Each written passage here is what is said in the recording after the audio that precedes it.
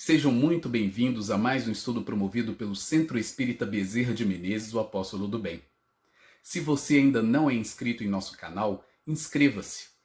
E não esqueça de clicar no sininho de notificações para poder receber um lembrete todas as vezes que um vídeo for lançado. Se puder também, compartilhe este vídeo e todos os demais vídeos com seus amigos e familiares que possam se beneficiar dos estudos que têm sido feitos pela casa. Muito obrigado e que Jesus abençoe a todos. Antes de iniciarmos o estudo, nós vamos cantar a música Encontro e fazermos a prece.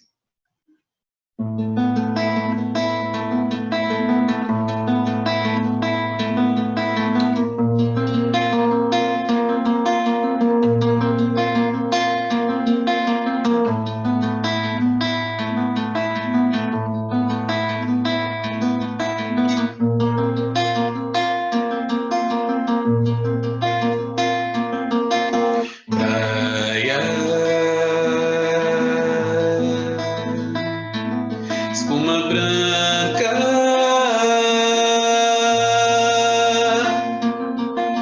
passos na areia, ouço o murmúrio das ondas.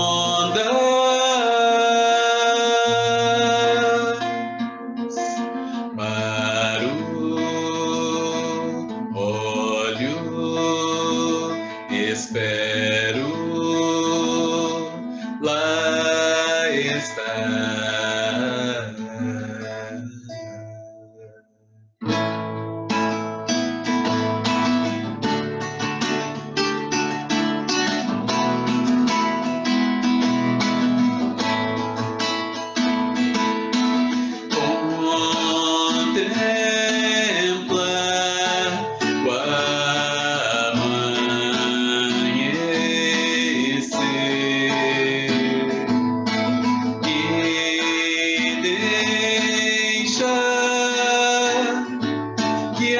Desabroche no fundo do meu coração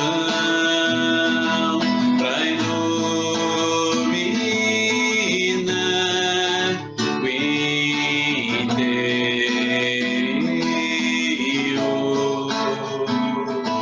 pra perfumar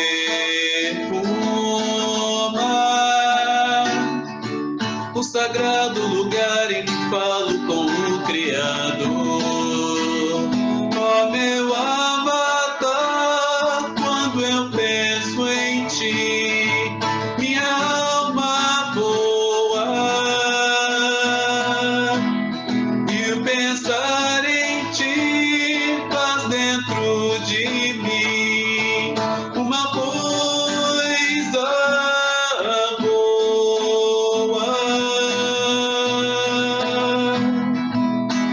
Não te vejo encanto,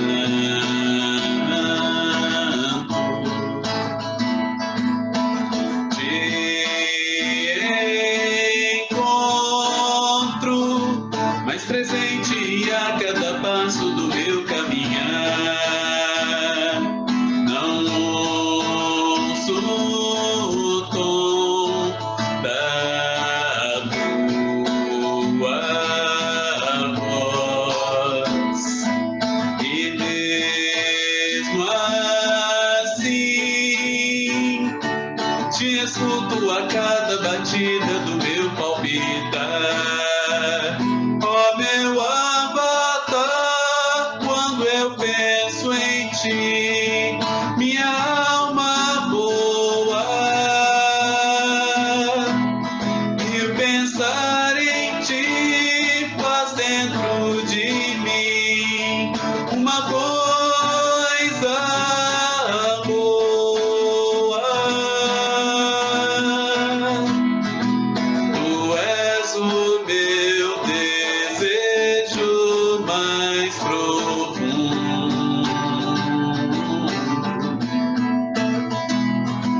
a única coisa em que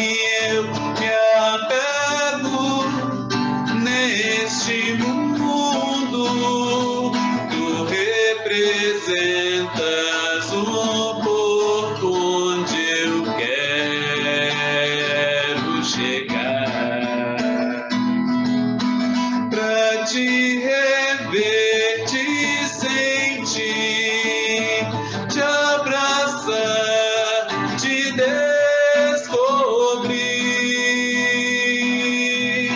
Ó meu avatar, quando eu penso em ti, minha alma voa. E pensar em ti faz dentro de mim uma coisa boa. Ó meu avatar, quando eu penso em ti, minha alma voa. E o pensar em ti faz dentro de mim uma coisa boa.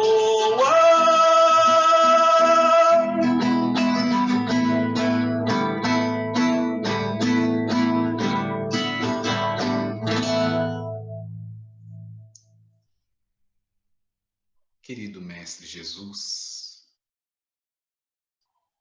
queridos amigos espirituais, nós só podemos agradecer no iniciar de mais uma semana a oportunidade do trabalho e do estudo, de estarmos reencarnados no aprendizado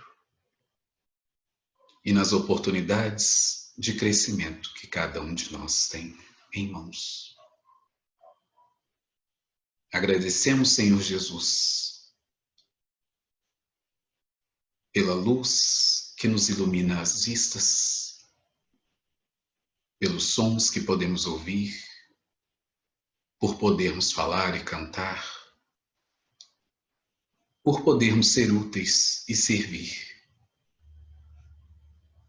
Abençoa-nos, Senhor Jesus, a todos, encarnados e desencarnados, a todos aqueles em dores diversas do corpo e do espírito, onde quer que se encontrem.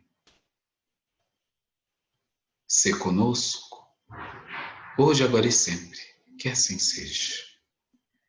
Hoje vamos falar então da lei de justiça, amor e caridade. E como não poderia deixar de ser, nós vamos buscar subsídio no Livro dos Espíritos, na terceira parte, sobre as leis divinas ou naturais. Kardec faz a seguinte pergunta aos espíritos: as leis divinas, que é o que compreendem no seu âmbito, concernem alguma outra coisa que não somente ao procedimento moral?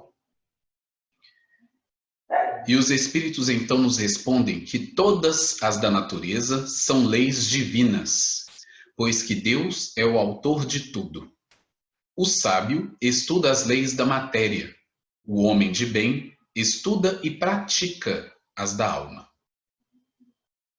Então, para nós chegarmos ao cerne do estudo de hoje, que é a lei de justiça, amor e caridade, nós precisamos compreender um pouco antes o que é ou o que são as próprias leis divinas ou naturais. E sendo então a lei de justiça, amor e caridade uma lei divina, nós vamos compreender que esta, obviamente, não é a única lei a reger o universo. Todas as leis que nós conhecemos, naturais ou morais, são leis divinas, todas feitas por Deus. E então, o Espírito de Verdade nos diz que o sábio estuda as leis da matéria. O homem de bem estuda e pratica as da alma. Kardec então continua perguntando: a todos os homens facultou Deus os meios de conhecerem sua lei? Ora, Kardec precisava fazer esta pergunta, pois que, se Deus não houvesse facultado a nós os meios de conhecer suas leis, nós não poderíamos ser responsáveis por nada daquilo que fazemos, nem das coisas boas, nem tampouco das coisas ruins. Não teríamos o mérito por aquilo que fizéssemos de bom, nem a responsabilidade onde erramos, para podermos então consertarmos e aprendermos. E com isso também o progresso, a evolução. Então era necessário que Kardec deixasse bem claro para nós o âmbito desta pergunta e que houvesse então uma resposta patente dos espíritos para nós. E eles então nos respondem que todos podem conhecê-la, mas nem todos a compreendem. Os homens de bem e os que se decidem a investigá-la são os que melhor a compreendem. Todos, entretanto, a compreenderão um dia, porquanto forçoso é que o progresso se efetue. Ou seja, ainda que nós não compreendamos completamente as leis divinas, as leis naturais, no momento atual, o estágio evolutivo em que nós nos encontramos, é certo que todos vamos compreender estas leis um dia, por conta da própria lei de progresso, que nos faz, ao longo de sucessivas reencarnações, irmos ampliando os nossos horizontes intelectuais e morais. No próprio Livro dos Espíritos, o Espírito de Verdade nos diz que Deus fez todos os homens simples e ignorantes, ou seja, sem conhecimento, sem saber. Então, desde que estamos estagiando, de que éramos princípios inteligentes, estagiando no reino mineral, já estávamos nós experimentando, experienciando as leis divinas atuando sobre nós. Então, é um processo, é aprendizado. Nós sequer conhecemos todas as leis, ou uma pequena porcentagem das leis da matéria, como, por exemplo, as leis da biologia, da física, da química, da astrofísica, da física quântica. Nós estamos ainda arranhando pontas de iceberg. Temos uma noção já grande ao longo dos séculos de vários dos fenômenos que nos cercam, mas continuamos em estudo, em aprendizado. Aquilo que, por exemplo, eu, nos meus 44 anos de vida, estudei de biologia e de química quando estava na 7ª e 8ª série, já mudou um tanto de coisa. Hoje em dia, quando pegamos os livros dessas disciplinas para podermos ler, para podermos nos atualizar, vemos o quanto isso mudou. Ou seja, estamos em constante aprendizado. Se o é assim para as leis da matéria, imagine as leis morais, aquelas que nos exigem o contato com o nosso próximo. E, portanto, estamos aqui ainda neste aprendizado. Onde está escrita a lei de Deus? Kardec fez a pergunta. E a resposta, muito clara, na consciência. E entendemos que à medida que o homem progride, conforme lemos na questão anterior, os processos que envolvem a consciência vão se ampliando e permitindo uma maior compreensão dessa lei. Pois que a questão, como já foi colocada, é sobre a compreensão. Compreender as leis de Deus para então praticá-las. Ainda nos é difícil praticar alguma coisa que nós não compreendemos. Então, além de conhecer, de saber da existência de tais leis, é importante que nós as compreendamos. E isto também é um processo que vai se dando com o tempo, com as reencarnações, à medida que as experiências de vida e as consequências das nossas ações, através da lei de causa e efeito, vão nos permitindo ampliar esses conhecimentos. E então Kardec pergunta: qual o tipo mais perfeito que Deus tem oferecido ao homem para lhe servir de guia e modelo? E a resposta, muito simples e clara: Jesus. Inclusive, essa questão tem uma nota muito interessante para nós, cuja primeira frase é: para o homem, Jesus constitui o tipo da perfeição moral a que a humanidade pode aspirar na terra. E aí a nota continua, mas nós vamos parar nessa frase, pois que ela já nos faz refletir que, em termos morais, Jesus veio exemplificar para nós aquilo que nós desejamos fazer, aquilo que nós precisamos alcançar em termos morais. As regras do bem proceder, especialmente com o nosso próximo. Então, em todos os momentos de sua vida, e aí especialmente os 3 anos de divulgação do Evangelho, Jesus em todos os momentos esteve exemplificando para nós aquilo que se espera de nós em patamares morais na Terra. É aquilo que nós podemos e devemos ser. Kardec então continua perguntando: a lei de Deus se acha contida toda no preceito do amor ao próximo ensinado por Jesus? Certamente esse preceito encerra todos os deveres dos homens uns para com os outros. Cumpre, porém, se lhes mostre a aplicação que comporta, do contrário, deixarão de cumpri-lo, como fazem presentemente. Demais, a lei natural abrange todas as circunstâncias da vida, e esse preceito compreende só uma parte da lei. Aos homens são necessárias regras precisas. Os preceitos gerais e muito vagos deixam grande número de portas abertas à interpretação. Então, olha só que interessante esta pergunta. A lei de Deus, no que diz respeito ao preceito do amor ao próximo, é um preceito que encerra todos os deveres dos homens uns para com os outros. Mas, obviamente, ela não encerra todas as leis que nós já conhecemos e que ainda vamos conhecer. Como dito lá no início, existem as leis que regem a matéria, como aquelas que regem o mundo moral.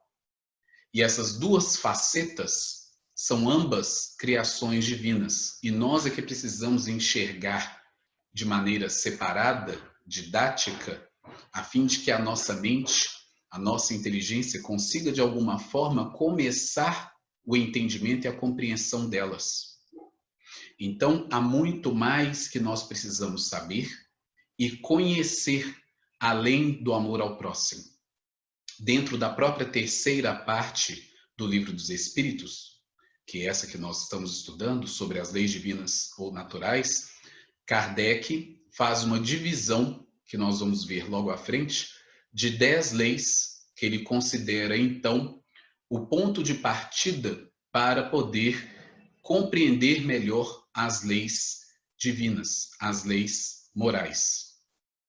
Então, a resposta do Espírito de Verdade, falando que a lei natural abrange todas as circunstâncias da vida e esse preceito compreende só uma parte da lei, nos faz perceber como isso é amplo e como isso, no todo, ainda talvez esteja muito longe das nossas possibilidades atuais de compreensão completa. Por isso, então, divide-se, e Kardec, em sua sabedoria, fez esta divisão para que nos fosse mais fácil o entendimento. E a outra coisa de que nós precisamos, no estágio em que nos encontramos, de evolução intelectual e de evolução moral, regras precisas, detalhadas, para que nós tenhamos maior facilidade em cumprir com essas leis. Então, olha só que interessante. E então, falando sobre essa divisão das leis que Kardec propôs, ele pergunta: que pensais da divisão da lei natural em 10 partes, compreendendo as leis de adoração, trabalho, reprodução, conservação, destruição, sociedade, progresso, igualdade, liberdade e, por fim, a de justiça, amor e caridade? Então, Kardec fez essa proposição de dividir a lei divina em 10 partes para facilitar a nossa compreensão, o nosso entendimento. Eis que o Espírito de verdade responde então: essa divisão da lei de Deus em 10 partes é a de Moisés, e de natureza a abranger todas as circunstâncias da vida, o que é essencial. Podes, pois, adotá-la, sem que por isso tenha qualquer coisa de absoluta, como não tem nenhum dos outros sistemas de classificação, que todos dependem do prisma pelo qual se considere o que quer que seja. A última lei, ou seja, a de justiça, amor e caridade, é a mais importante, por ser a que faculta ao homem adiantar-se mais na vida espiritual, visto que resume todas as outras.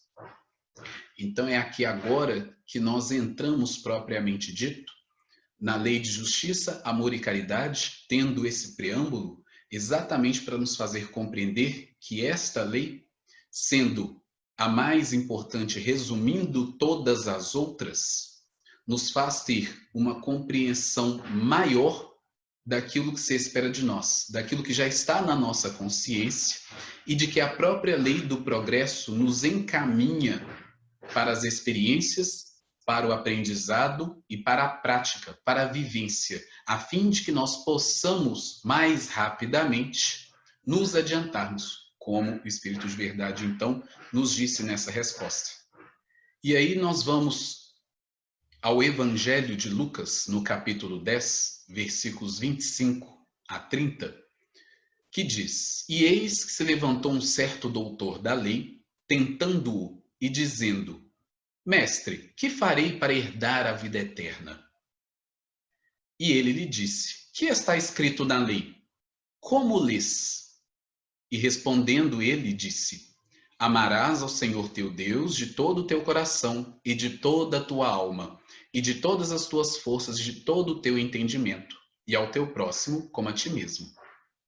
E disse-lhe: Respondeste bem, faze isso e viverás. Ele, porém, querendo justificar-se a si mesmo, disse a Jesus: E quem é o meu próximo? E respondendo Jesus, disse. E então Jesus, dos versículos 30 ao 37, conta para nós aquilo que nós conhecemos como a parábola do bom samaritano.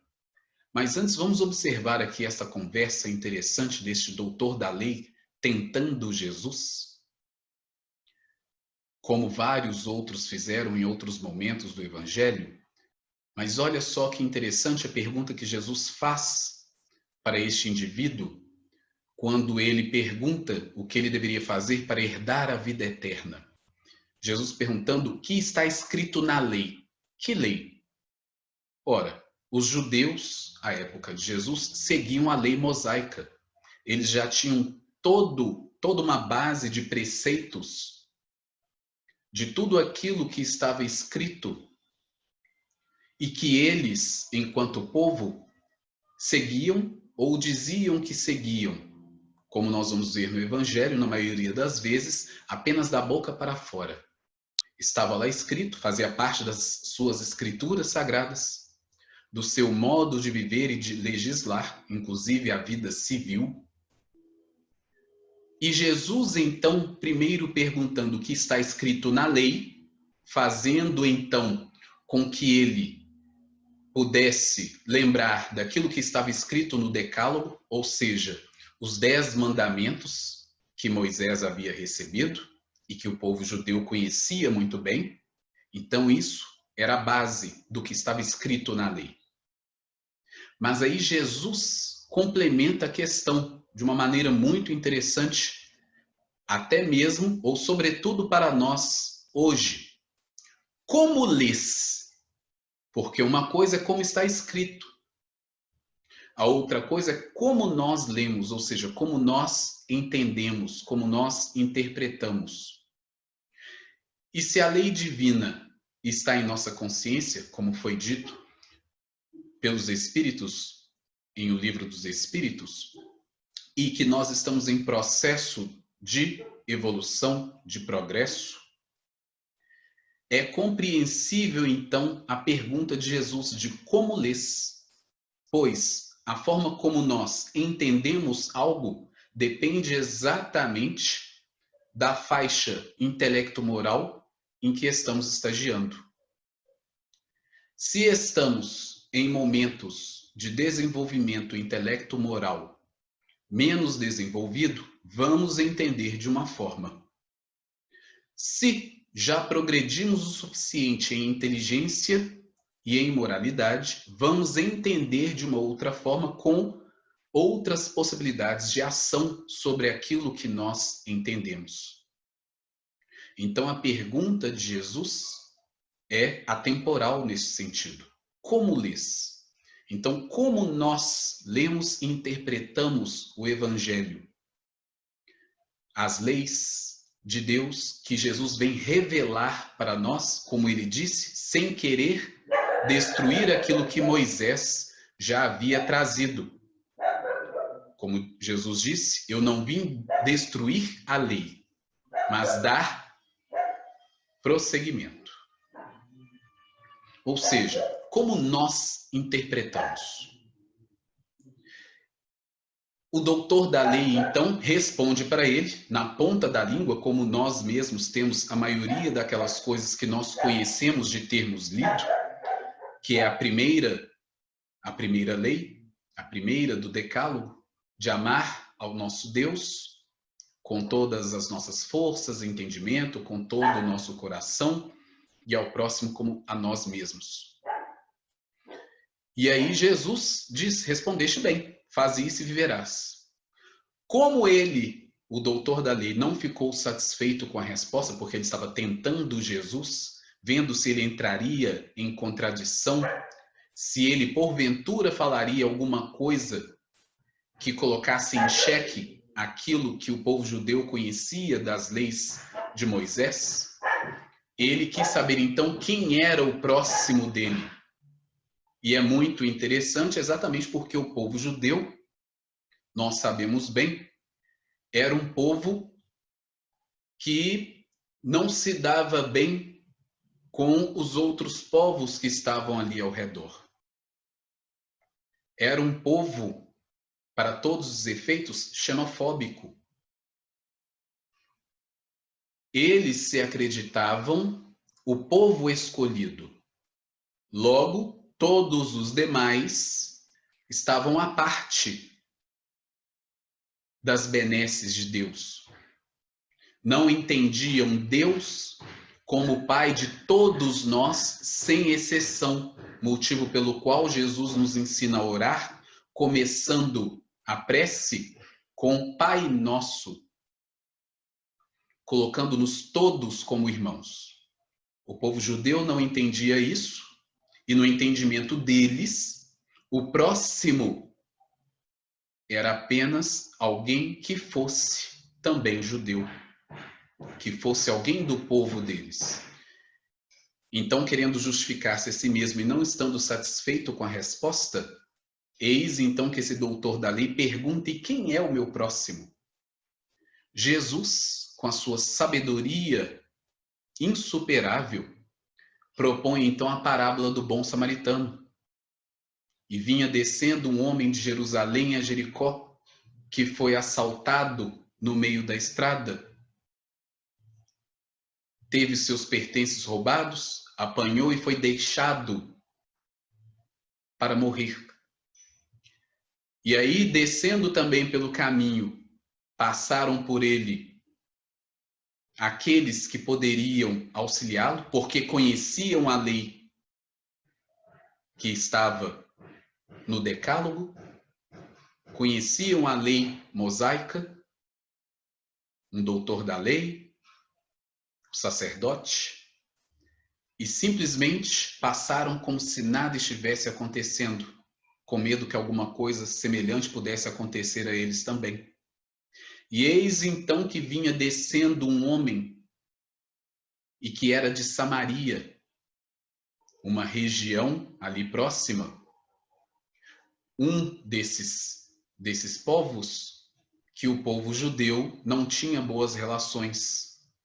E eis então que Jesus propõe a figura deste samaritano, este homem que era da região de Samaria, exatamente para poder mostrar que o próximo pode ser qualquer um. O próximo é todo aquele que está do nosso lado, que vai conosco na caminhada, sem distinção. Este homem vindo de Samaria, que nenhum judeu esperaria que fizesse algo desse tipo, é justamente aquele na parábola que Jesus propõe, que para poder auxiliar aquele homem que estava ferido, imediatamente cuida de suas feridas, coloca-o no seu cavalo, leva para a cidade, leva-o para uma estalagem e pede para que ele seja bem tratado, cuidado, e ainda diz que qualquer coisa que ele gastasse a mais, que na volta ele iria arcar com estes custos. Terminando então de contar a parábola, Jesus pergunta a este doutor da lei: qual destes homens te parece ser o próximo daquele que estava caído na estrada? E o doutor da lei, sem ter como dizer algo diferente, responde para ele: aquele que auxiliou o homem caído na estrada.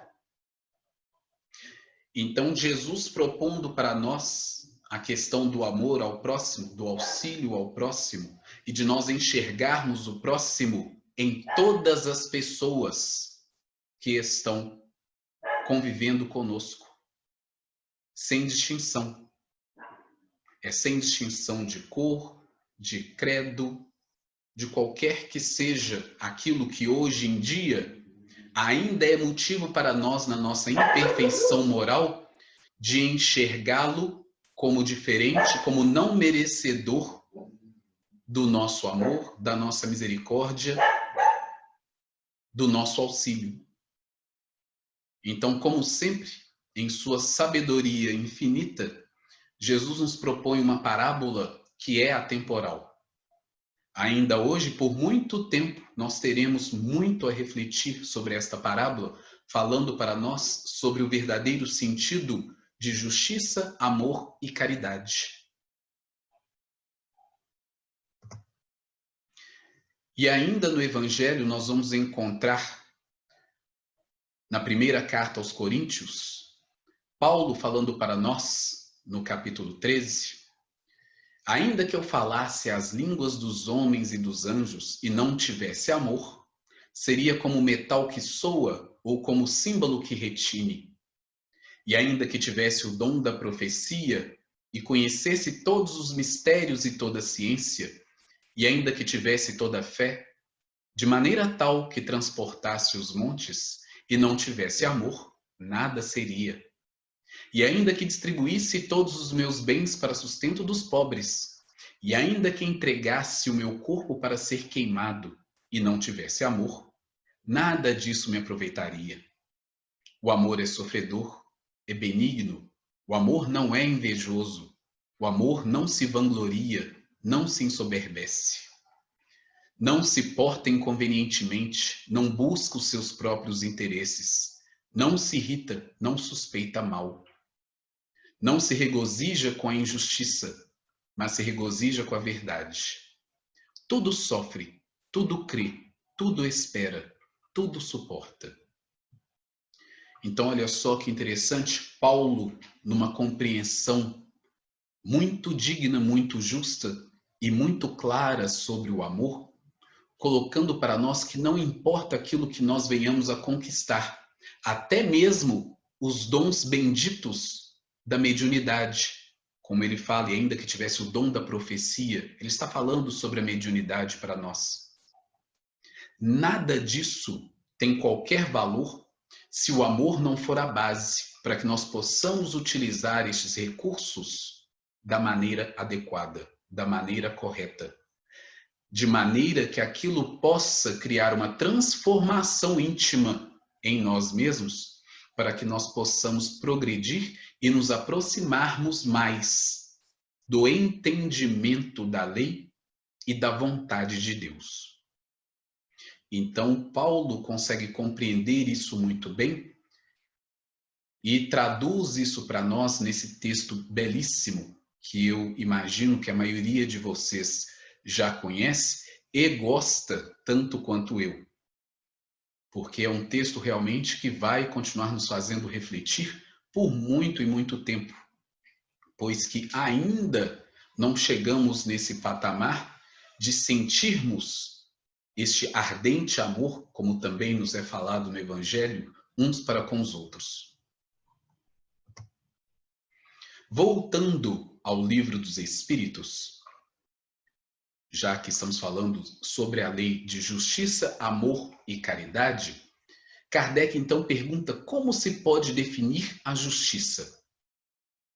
E Kardec precisava perguntar isso, pois que, do ponto de vista humano, as concepções de justiça e direito vão mudando ao longo dos séculos conforme o nosso progresso intelectual e moral. O que era aceito alguns séculos atrás, hoje não pode mais ser considerado. Nós não consideramos mais. Por exemplo, ainda na época de Kardec, havia ainda, por exemplo, a possibilidade dos duelos. Eu me sentir com a honra ferida, ir lá e propor um duelo para aquele que feriu a minha honra. E ter então o direito de tirar-lhe a vida em combate honrado. Isto fazia parte da lei, da parte da lei civil. Hoje em dia, isso não existe mais na nossa lei, porque nós já progredimos o suficiente para entendermos que isso não tem o menor fundamento. E assim, várias das nossas leis, dentro da concepção de direito, desde os 10 mandamentos de Moisés, pois que sendo a primeira revelação, ele veio nos trazer as primeiras concepções de justiça, nós fomos, com o passar do tempo e das nossas reencarnações, no nosso desenvolvimento intelecto-moral, ampliando os nossos horizontes sobre essas concepções. Lá, na lei mosaica, nós vamos encontrar o olho por olho, dente por dente. E ainda hoje, a maioria de nós não consiga sequer fazer isso, já estava Moisés nos colocando o verdadeiro sentido de equilíbrio. Em que sentido? Vamos explicar. Alguém nos bate à face. O nosso impulso, movido pela nossa raiva, pela nossa indignação, pelo nosso orgulho ferido, é querer devolver aquilo 10 vezes mais. Só dar um tapa de volta no outro, para a maioria de nós, pode não ser suficiente. A gente quer espancar essa pessoa e quer ela caída no chão, por conta do nosso orgulho ferido. E aí nós vamos lembrar, então, desse preceito de equilíbrio dentro da justiça que Moisés nos propõe. Olho por olho, dente por dente. Então, não é um olho pela face inteira, não é um dente pela boca toda. É uma noção de equilíbrio. Um princípio matemático de justiça. Quando Moisés, então, nos propõe isso. E ainda hoje, nós não conseguimos compreender. De tal forma que ainda hoje, nós vemos aí pessoas ainda desejando certas ações e consequências que são completamente desproporcionais ao ato em si. Para vermos que mesmo para muitos de nós, essas concepções de justiça, de equilíbrio, não são claras. E por isso, além delas, veio Jesus, sem derrogar a lei de Moisés, como ele mesmo disse, trazer para nós as concepções do amor e da caridade, além da justiça. Sendo que no próprio Livro dos Espíritos nós vamos aprender que um dos atributos de Deus é ser soberanamente bom e justo, pois que não dá para ser apenas justo, ter apenas justiça sem bondade, e nem ter apenas bondade sem justiça. E então Kardec, com sua sabedoria, com seu bom senso, pergunta para os espíritos como se pode definir a justiça. A justiça consiste em cada um respeitar os direitos dos demais. Kardec continua então. Que é o que determina esses direitos? Porque sabendo disso, nós precisamos saber o que determina esses direitos para que nós possamos então lidar com eles de maneira mais clara, mais evoluída. Duas coisas: a lei humana e a lei natural. Tendo os homens formulado leis apropriadas aos seus costumes e caracteres, elas estabeleceram direitos mutáveis com o progresso das luzes. Vede-se hoje as vossas leis, aliás, imperfeitas, consagram os mesmos direitos que as da Idade Média. E olha que o Espírito de Verdade está falando ali ao século XIX. O Livro dos Espíritos, como sabemos, foi lançado em 1857.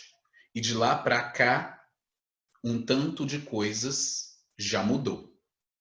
Mas continua sendo muito válida essa colocação do Espírito de Verdade sobre essa questão da mudança e das nossas leis ainda serem imperfeitas. Entretanto, esses direitos antiquados, que agora se vos afiguram monstruosos, pareciam justos e naturais naquela época. Nem sempre, pois, é acorde com a justiça o direito que os homens prescrevem. Demais, este direito regula apenas algumas relações sociais, quando é certo que na vida particular há uma imensidade de atos unicamente da alçada do tribunal da consciência. Então, olha só como que a questão da justiça é muito mais ampla do que aquilo que nós concebemos quando estamos falando de justiça divina. Posto de parte o direito que a lei humana consagra, qual a base da justiça segundo a lei natural? Então, tendo este conhecimento sobre lei de justiça do ponto de vista humano, Kardec, então, precisa divisar para nós o que é a lei natural, ou seja, a lei divina, falando sobre justiça, em contrapartida àquilo que nós temos no âmbito humano. Disse o Cristo: queira cada um para os outros o que quereria para si mesmo.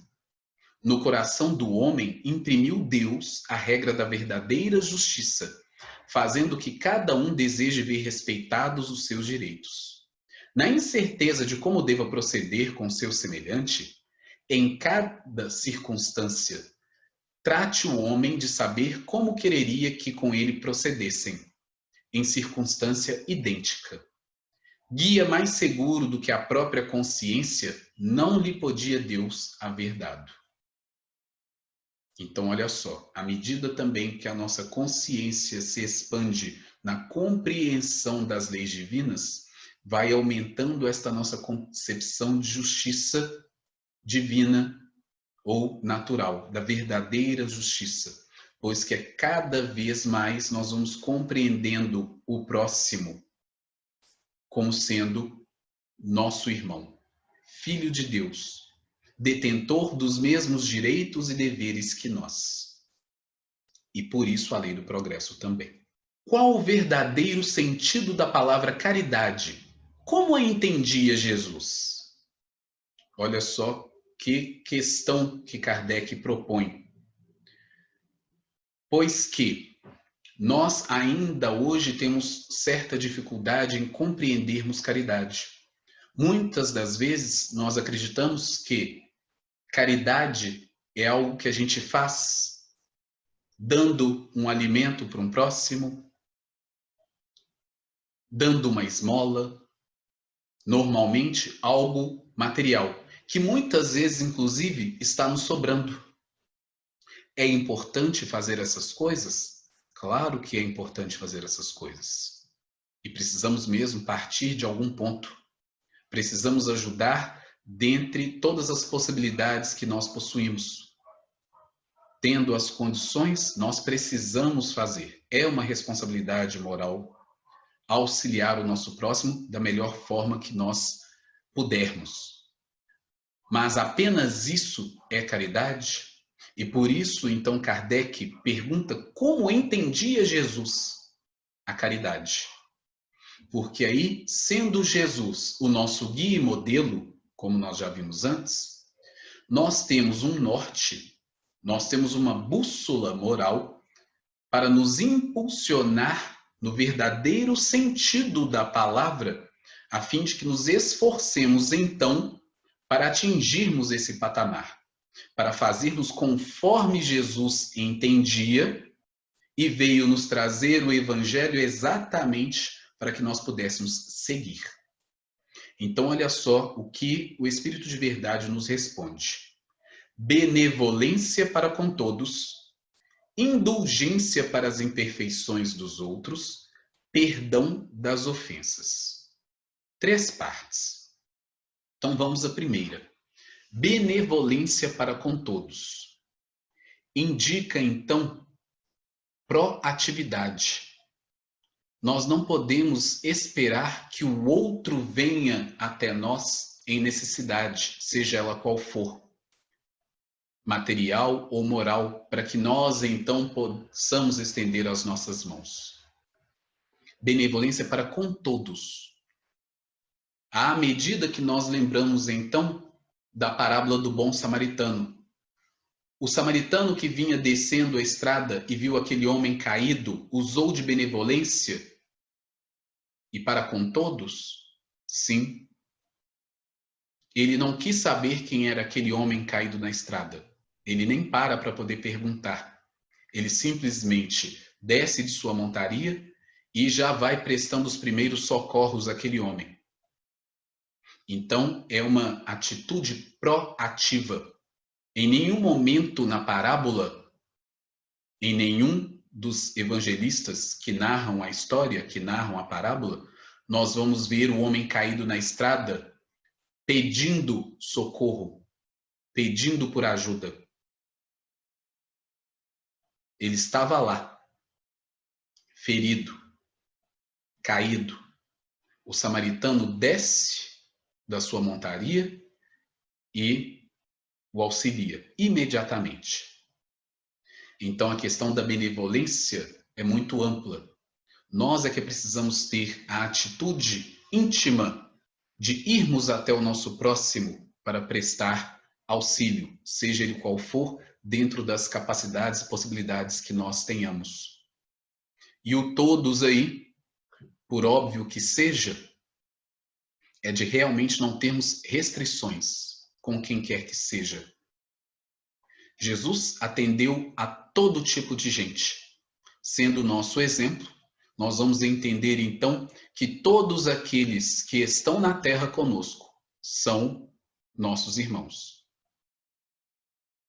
E aí a questão da indulgência para as imperfeições alheias. O que é indulgência? Nós compreendermos que o outro, o nosso irmão, o também Filho de Deus, o também Espírito em evolução, é tão imperfeito quanto eu. E, portanto, tão sujeito a falhas quanto eu mesmo. Se eu não sou espírito puro e perfeito, e não sou, nenhum de nós no planeta Terra neste momento é, somos falhos, temos as nossas mazelas, significa que todos aqueles ao nosso redor também. Quando nós nos lembramos ou pensamos nisso, fica muito mais fácil para nós enxergarmos o próximo e enxergarmos o nosso irmão, do que quando nós não nos lembramos disso e permitimos que o nosso orgulho ou a nossa vaidade fale mais alto, nos fazendo acreditar na falácia de que nós, por algum motivo, qualquer que seja, somos melhores do que aquela outra pessoa. Então, sendo o orgulho esta raiz do mal em todos nós, nos fazendo acreditar ou nos enxergarmos de uma maneira diferente daquela que nós somos.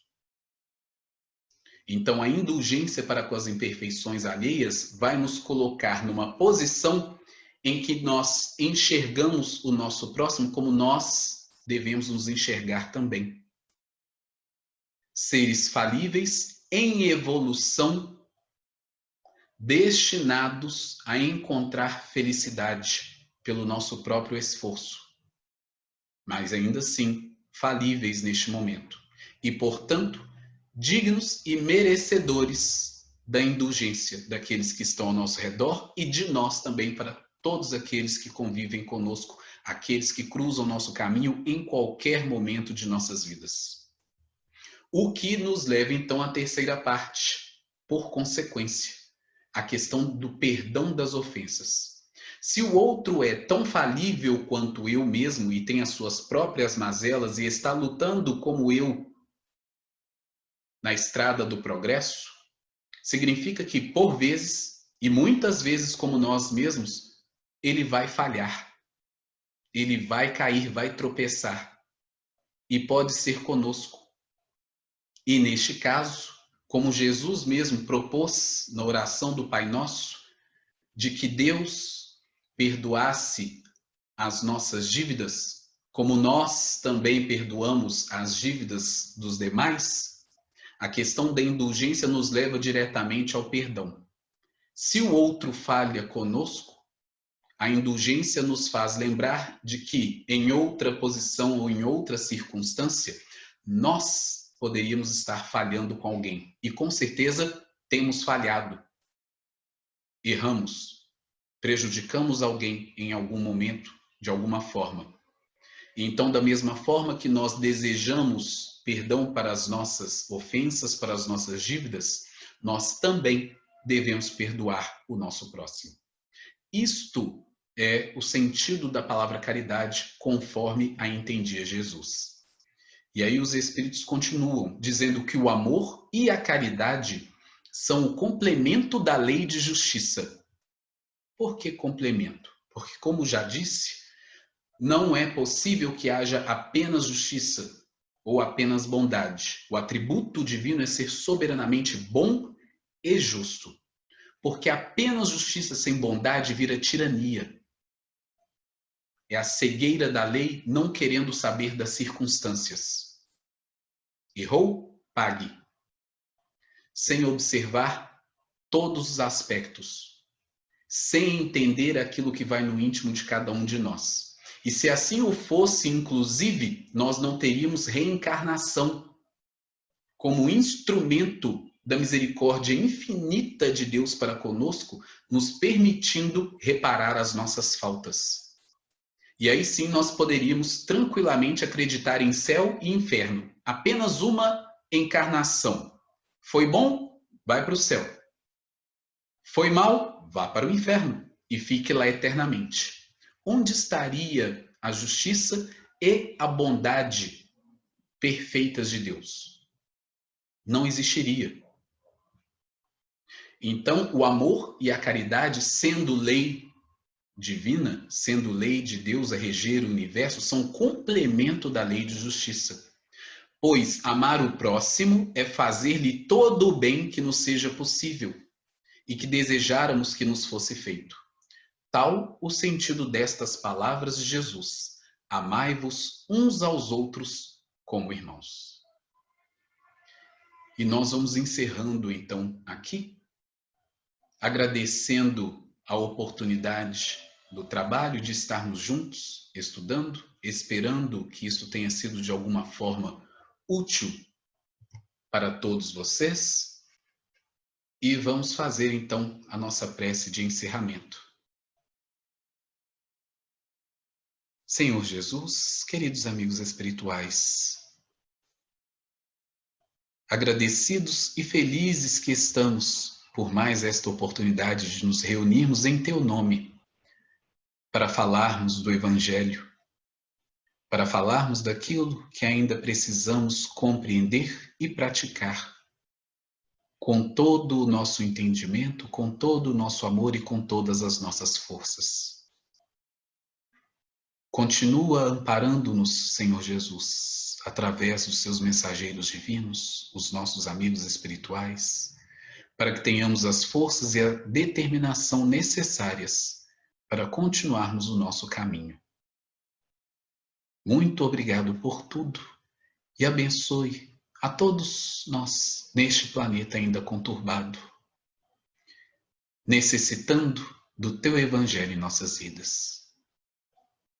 Muito obrigado por tudo. Que assim seja.